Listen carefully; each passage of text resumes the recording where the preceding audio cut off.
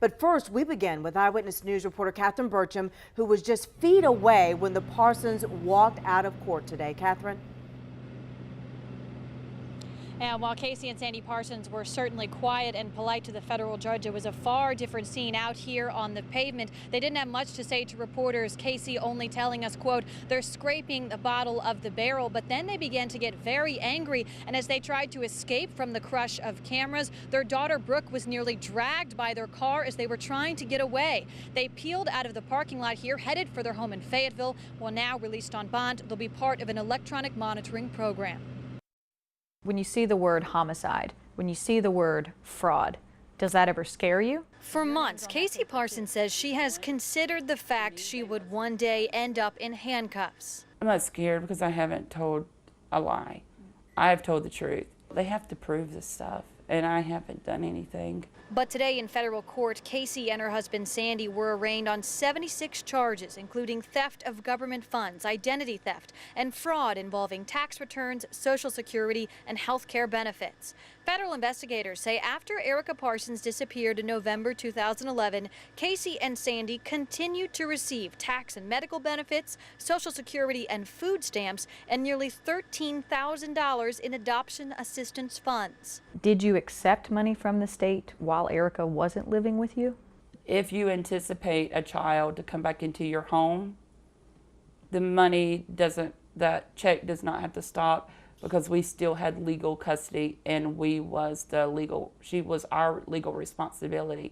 Last week, FBI agents questioned Casey and Sandy about their finances and tax history. The Parsons attorney tells me he's somewhat relieved the charges filed are white-collar crimes and not murder charges. 1 year later, Casey Parsons maintains her adopted daughter is still alive somewhere.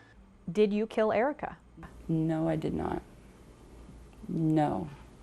She's alive. I believe she's alive. Now, investigators say that prior to 2009, Casey Parsons also applied for and received more than $23,000 in student loans, money they say she has yet to pay back. Now, coming up at 6, we talked with a sister of Casey Parsons about what this arrest means for the rest of the family. For now, we're live in Winston-Salem. I'm Catherine Burcham, Channel 9 Eyewitness News. Now, in addition to what he told Catherine, the Parsons attorney also told us that their daughter Brooke called him this morning to tell him about the arrests. Just said they busted in the house and took them off. I've represented them during the investigation, and I've represented both of them. Now there may be some conflicts that can develop between them, so I recommend they each get their own attorney.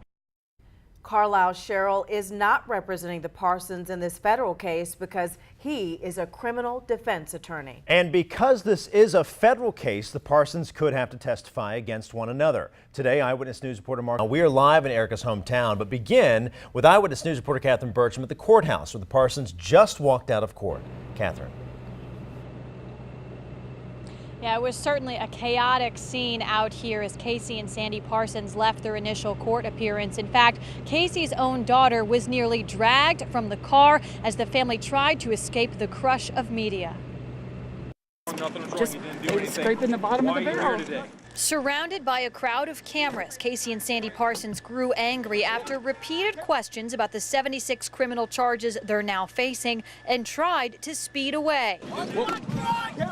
In an eerie moment last week, Casey Parsons predicted she would likely be arrested for some crime relating to the disappearance of her adopted daughter, Erica. I think that's the easiest way out for them. And that's just the way to be able to shut the case and move on. Questioned nearly a dozen times by authorities, Casey criticized the Rowan County Sheriff's Office for what she believes was a witch hunt against her and her husband, but maintains she's not afraid of facing a judge. Based on all the lies and stuff, that doesn't bother me because I know I will have my day in court if that would happen, and I'm telling the truth.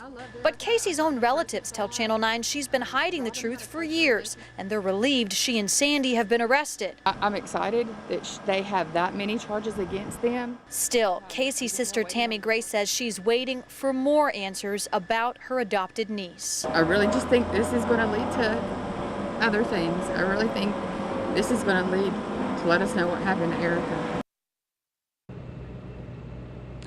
As part of the conditions of their bond release, the Parsons will both have to report to a probation office in Fayetteville within the next 24 hours, where they will both receive electronic ankle monitors. The judge didn't set a date for their next appearance, but that is when they will enter their pleas to these charges. We're live in Winston-Salem. I'm Catherine Burcham, Channel 9 Eyewitness News. So here's a closer look at the 76 charges outlined in that 33-page federal indictment. Prosecutors say they are responsible for theft of government funds, mail fraud, made materially false representations, committed aggravated identity theft, made a false statement regarding supplemental Social Security benefits, aiding the filing of a false tax return, and wire fraud. We added up the potential sentences for the Parsons. Sandy Parsons could receive a maximum sentence of 509 years if convicted on all counts, while Casey